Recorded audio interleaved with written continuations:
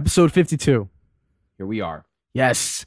So, given the response that we've got from the last episode, you guys had a lot to say. Particularly one email we will read and shout out. This one is from Ron Howard. Pretty long email, but I think it was a good one. It is, yeah. Okay. Shall I do the honors? Go ahead. Okay. So here we go. Hey guys. So I listened to episode 51.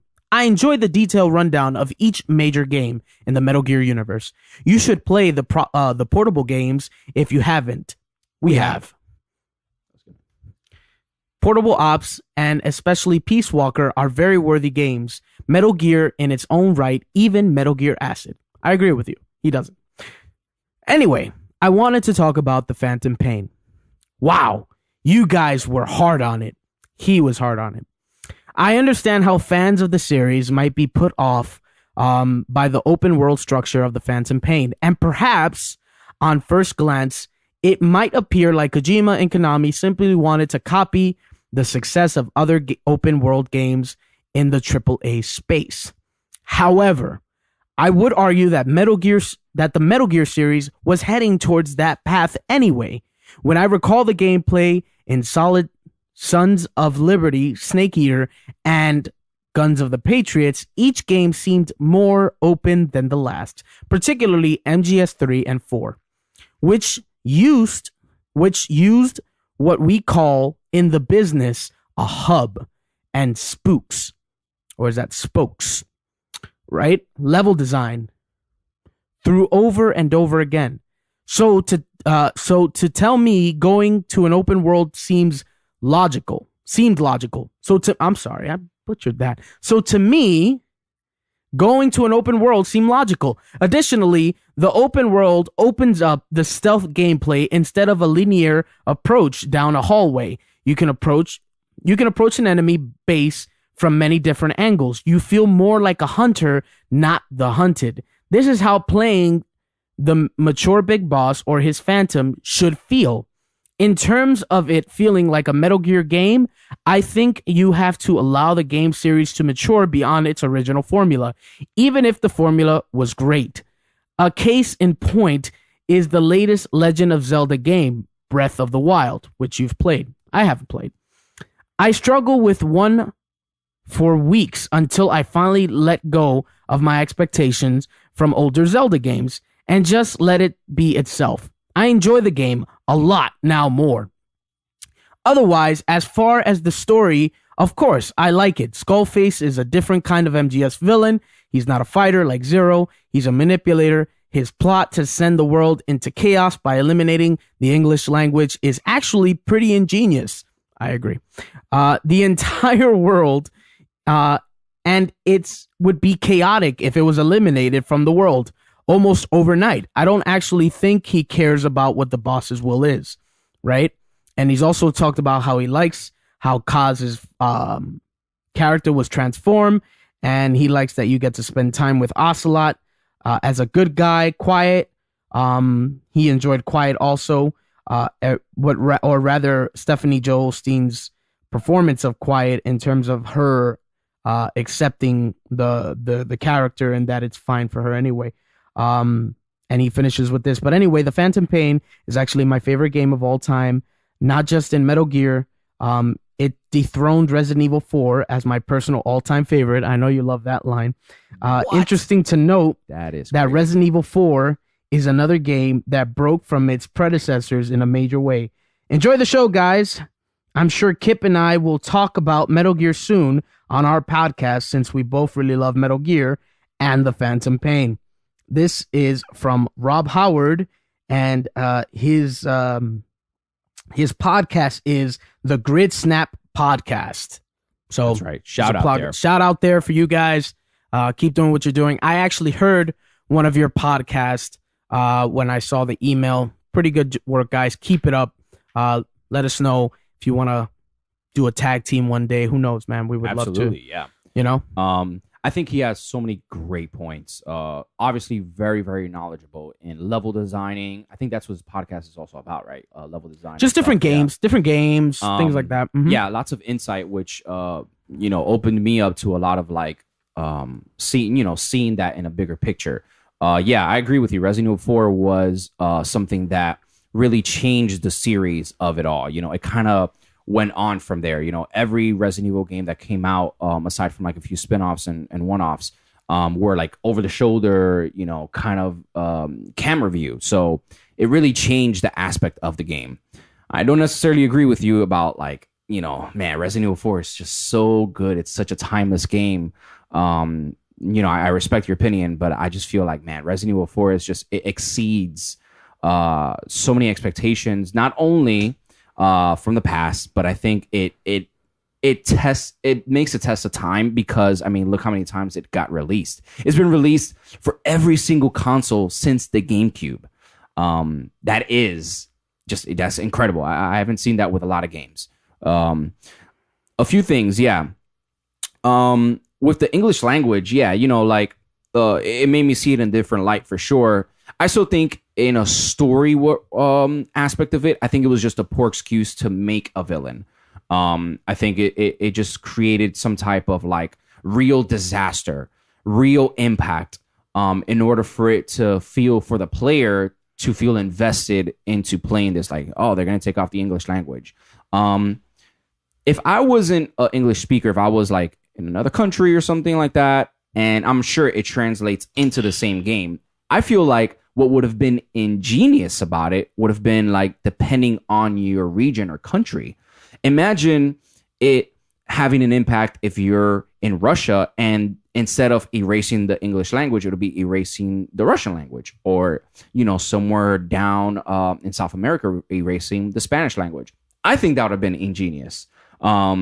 Instead it is translated into all regions and all countries as it's erasing the English language. For me, if I was, someone else and I didn't know English, I would have been like, erase it. Sure. I feel like there's not much of a connection there. If there were a connection, and if I think Hideo Kojima was trying to make a connection with the player on that actually would have been pretty ingenious of him to do, making it region specific with that. I don't think I've ever seen a game do that, actually, change it up for each region. I could be mistaken, email us, but that would have been pretty ingenious. Aside from the other things, yeah, I do agree with some of the other stuff. But yeah, I just felt like it lacked in story a lot. For me, I play Metal Gear for the story. Gameplay, for sure, one of the best. I think the gameplay should be added to each and every other Metal Gear. It should be remade and remastered, or whatever you want to call it, remade, with those gameplay aspects of it. The open worldness of it, that is absolutely true. From Metal Gear Solid 1 all the way to Guns of the Patriots, the game starts opening up and more and more. In Solid, it's really, really, really linear, where there's not a lot of backtracking. The only backtrack I could think of is when you're fighting Sniper Wolf the first time and you have to go back to get, I think, penicillin or something like that, right? Sniper. To get the sniper, correct, yeah. And then, you could pick up a penicillin on the way. But, you go ahead and that's like probably some backtrack you do. There's a few other backtracks, like especially at the end of the game, with the card keys and stuff. But other than that, there's not much of it. With 2, it opened it up, obviously, with, the different struts and going back and forth and stuff. I think I knew that strut in and out at the end of the game. Like, you go through those struts so many times, you kind of get to know them a little more. And then, obviously, with 3, it's kind of like a semi-open world, and like a hub, like you called it. It's semi-open world, and it's still linear, but it's open enough for you to play with it and have that stealth aspect of it. There is some type of stealth in it when you open up the map more. There is a stealth aspect in it where, you can go ahead and be more creative with your approach to an enemy, whether coming from this side or this side. I think that was the fun of, in video games, but I think that was the most fun in playing Metal Gear Solid 3, going back to our stories where we really started talking about, oh, well, I didn't approach him like that. I actually did this, or I actually did that, and that really opened it up. So, and then obviously with 4, it opened it up tremendously. And, it had a lot of linearity to it, but it also had a different playing field where you can go from different aspects and go into somewhere differently. So, I just felt like for Metal Gear Solid 5, it was too open to the point where it lost its narrative. For like I said, for me, I play Metal Gear not because I'm creative enough to make a video game, but for someone else to tell me the story about what it is you're trying to convey. I wish and I hoped that the first part of Metal Gear Solid 5, which I thought was really, really well done, would have been kind of like the same ongoing of the game, and then it opened it up. No matter what, I still think Metal Gear Solid 5 is a great game. Again, I'll say it, just not a great Metal Gear Solid 5, Metal Gear Solid game. Okay. Well, you do know. First off, let me say I enjoyed it as a Metal Gear game and as a game.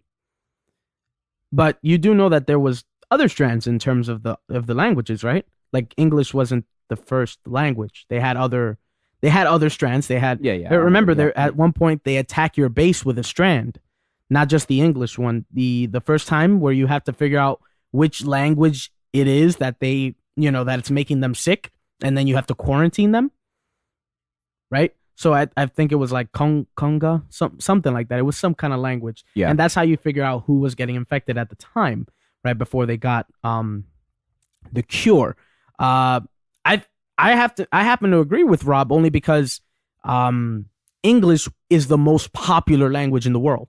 It sure is. So it would do the most damage. And in this case, I think that's what you would want to do in a world war. It's just the most damage, period. Take out the English strand. If you want to take out anything else, they have those. But what they're going to attack everyone is with the language that everyone speaks. So just imagine they released, because they did kind of have that infection in Mother Base, the English strand. Imagine they released it just on Mother Base. Every single person will have to decide to speak another language instead of Navajo, right? Because Navajo is the only language that it doesn't affect. Yeah. So it's like just that strand could take out Mother Base. Period. And cause like kind of like a Tower of Babel kind of issue. I don't know if you guys know the biblical reference to Tower of Babel, but it was in which they tried to build a tower to reach heaven or to be above God, and God switched the language on them, and they couldn't understand each other, so they couldn't work together. So that happened. So it was kind of like, that's kind of what would happen. Imagine one day we would never know. It's like we're just speaking our original tongues and we're infected for whatever reason we can't understand. And I think he demonstrated that on the base. For that very reason. And in terms of a Metal Gear game, it was kind of like we look at Guns of the Patriots, right? Guns of the Patriots was about as open world as MGS ever got before Part 5. Or rather, should I say, no, Peace Walker kind of pushed it. It was the first one. Big Boss was, if you notice, Solid Snake was more of a linear, more hub, open space kind of guy, while Big Boss was like breaking the boundaries and more space and stuff like that. So it kind of went that way. Yeah, because I think in Metal Gear, it's always been like you go to the next level, it loads that level, and then there's your playing field until you go to the next one. Right. And it started to push that in terms of, Peace Walker, different parts of the level and the outside. You're outside. That's another thing. In MGS5, you're going to the base. So it's like, it's the equivalent would, I guess, be if you're playing MGS1, not only are you in Shadow Moses Island, you're on the submarine, going to the submarine, which you'll be able to maneuver to Shadow Moses Island. It's doing everything for you right there. Kind of, it's doing everything for you, but the new MGS5 view, you're doing it. You're finding whatever way it is to get in there and stuff like that, which I always enjoy. I always enjoy different ways of doing it. If you want to snipe from far, you can snipe people from far away, which, gets boring after a while. But if you want to go in with D-Dog, he'll sniff it out and you just sneak up to everyone. It's up to you. Different. Yeah, I love those parts. I love those parts, especially using Quiet. Yeah, right, because Quiet can just, you could tell her to scout everything, and when she covers you, and stuff like that. Good cover. Those, yeah, very good cover. Those aspects of the game I like. So now, and also, I said this prior. I'll read this comment before anything, but this is one of the comments that we got on our Facebook page. Follow us there. So it says, really good episode, guys. For me, you were soft. So the first one said we went hard. Second one, Haida went hard. It's just different opinions. People are gonna We got different, very different for each episode. But he went hard. Really good episode, guys. For me, you were soft. When discussing MGS5, you forgot to talk about how they ruined Ocelot as a character, how Venom Snake has no personality whatsoever, and the horrible cassette storytelling of the game. Now, I will have to agree with the storytelling of the game in terms of the cassettes. I thought it was kind of a lazy way to do it. Yeah. It's kind of like I remember Metal Gear's. A Call of Duty Modern Warfare 3 had in their review, they were dinged on the story mainly being told through the loading screen. So I remember them going through that and saying, like, just a reviewer saying, this was a kind of like a weak way to tell the story, because during this time, it's kind of like they're showing you all these images and they're, you kind of have to sit there and listen to it, but it's not really so interesting instead of doing it through cutscenes. The reason why Call of Duty wanted to do it that way, Activision, is because they wanted to give the player more gameplay than cutscenes. But they found out, soon enough that it just wasn't a good way to tell a story. I like the cassette tapes. They're not too bad, but I do think, of course, that it's kind of a lazy way to tell the story. If you want to know deeper, I think this is a great way to know like more information, but there's a lot of important information in these cassette tapes, and you're actually forced to kind of find them in order for you to know. Yeah, and then piece them together. Of course, pretty much. Yeah, it's a lot of vital. It makes the story a lot more interesting when you hear about it.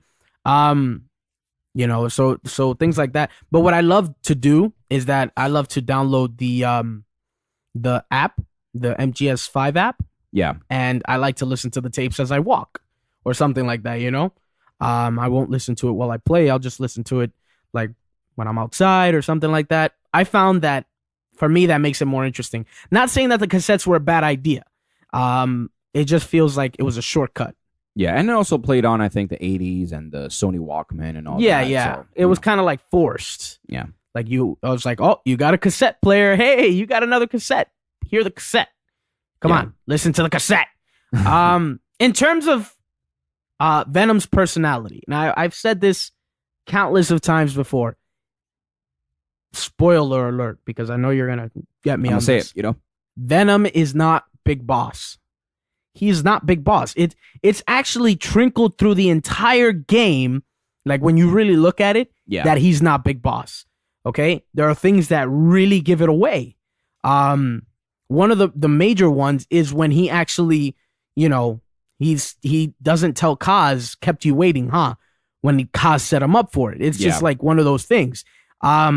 But of course, while Big Boss had more of a talkative personality and, dare I say, was more outgoing, maybe a little more flirtatious and stuff like that. Yeah. We got to understand that this was a phantom of Venom. Sorry, Venom is a phantom of Big Boss, who was manufactured to have his memories, his skills implanted, and to make others believe that he was Big Boss. All he had were pretty much the memories of his missions in the past and the people on his base. That's why he tells Kaz, like, what should I do? Like, tell me like you used to. Now, I don't know about Big Boss, but I don't think I've ever heard him say something like that. No. Yeah. But yeah, it was just, that's where I, put it away. Like, it's not Big Boss. It's supposed to be, Venom is literally supposed to be you. That's why you create him in the beginning, which is why, I know that we have this difference. You talked about the story and stuff like that. But I was like, my argument is, there's a lack of storytelling in terms of as far as Snake is involved or Venom is involved or Big Boss is involved. But at the same time, it's because this is supposed to be the untold story that was never on record. It was just Big Boss working on Outer Heaven, and that's the story that we're following. You are literally the background now. You're the background. while everything else is going on, which is, we know that, serving in church and stuff like that, people in the background are not the ones that are noticed. It's what's going on up front. Yeah. And I think that it was just a way to bridge the gap between 1 and 2. Absolutely. Like, how the heck did he survive 1? So how do you fight him twice? So it was, I think it was just Hideo Kojima, because we know that he didn't make, Metal Gear Solid, all these games and then say, oh, this is what I'm going to do for the 5th one or whatever. They obviously had to make it on the go, like between each game. So it wasn't like there was a definitive beginning and a definitive ending to it, or even a bridge between it. So I think he just found pieces in between it and went for it. And he said, okay, we're going to put this in the middle there. But for me, I just feel like, yeah, with Venom Snake, he just has some type of like not much character, obviously, like he said. But like you said, I mean, he's not Big Boss, so I don't think he's supposed to have much character. I think they kept it very slim and minimal, because in the end of the game, you find out that character is you. So you could perceive it whatever way you want it to be.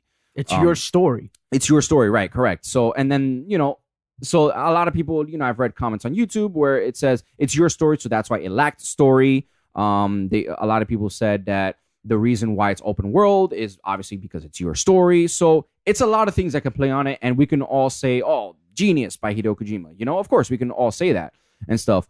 And we could always say that Konami, spliced some of that story in it, or wanted to push in a different direction and stuff. So many things can be said, right? We won't know the full truth, I don't think, ever.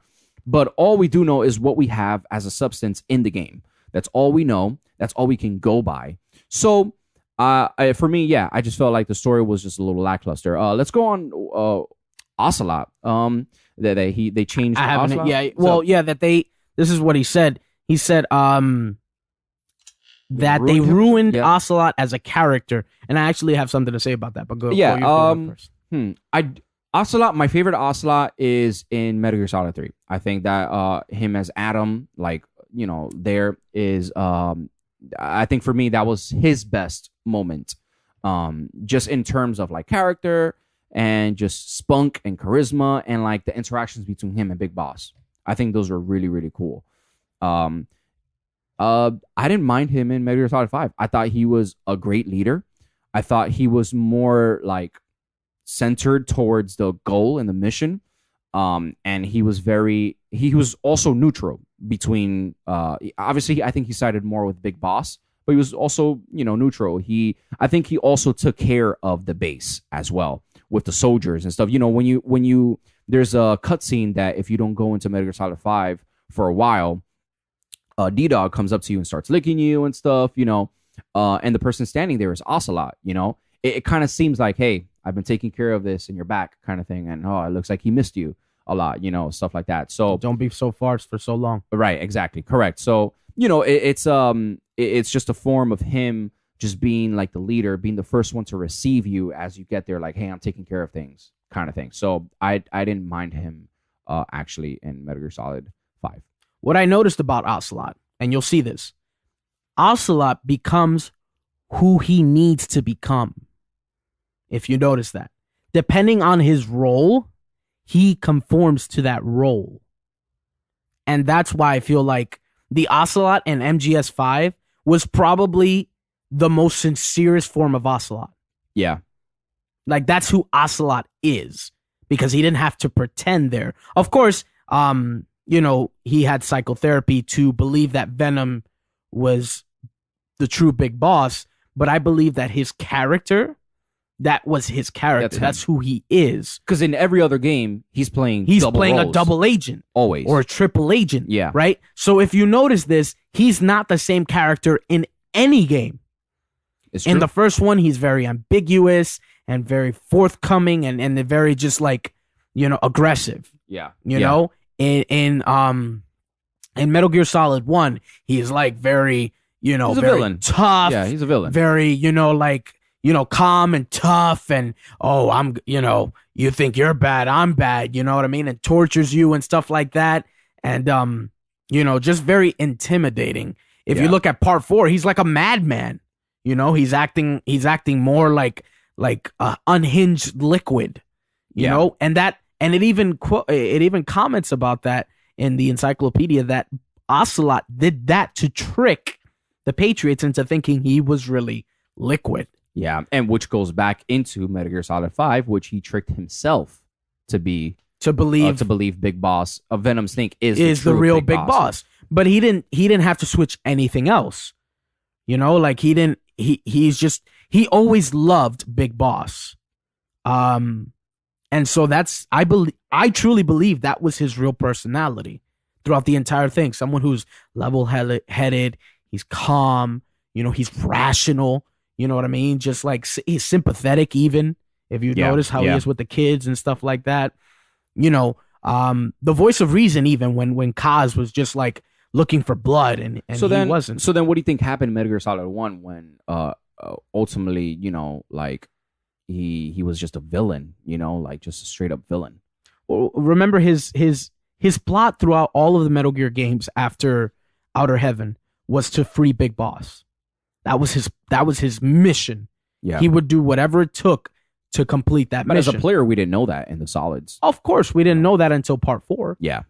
You know, but we didn't know anything more about Ocelot. Solid was the first time you ever see Ocelot. Yeah. So it's like that's who you believe him as. It's crazy how Hideo Kojima decided to make that character into like an ongoing character. You know, like he's in every game. Right. Know? Right. He's in every game, in all the Solids. Yeah, all of them. So it's interesting that he would choose him as a character to continue and have a history with. And it's just, I mean, super important character. Right. So that's what I meant in terms of. So that's so you don't agree with him. I don't agree with his comment, or rather, if you've always seen Ocelot as like the same just play the game. I mean, if you think I'm wrong, let me know. Let us know at U.C.B.P podcast. Send us an email at underthecardboardbox@gmail.com. Let us know what you guys think we're wrong about. We'd love to talk to you about it. But honestly, I think his personality, since it's because you probably like think it's terrible because you've never seen it before. But then again, when have you ever seen Ocelot be as sincere as he was in MGS5? Yeah, that's a great point. He's always been the double, triple agent in all of these games. And that is his truest, sincerest form. He's a mellow, calm dude. Voice of reason, you know? Probably. That could be it. Let's see. They ruined Ocelot. Venom Snake has no personality whatsoever. Yep, went over all of them. I hope this is from Leonardo. Yeah, from Leo. Argentina. Let us know, man. Thank you We're for that here you. Patreon, by the way, Leo. Absolutely, man. You're awesome. Support us there. Let's see. What else? What other ones did they make? In terms of quiet, no, won't go into that. Just we already said our piece. I don't know if you want to say I think if she's okay with it, then sure. You know, I just felt as the player, it was just too much. Yeah. I think we're good, man. Yeah. I think that was a pretty good discussion. We just wanted to make since it received so much attention. Yeah, absolutely. We wanted to kind of like talk about it, man. So you guys let us know what you guys think in terms of our conversation. If you liked what we talk about, hit that like button right there. If you're on our YouTube channel, hit that subscribe button where my main man Heidel just.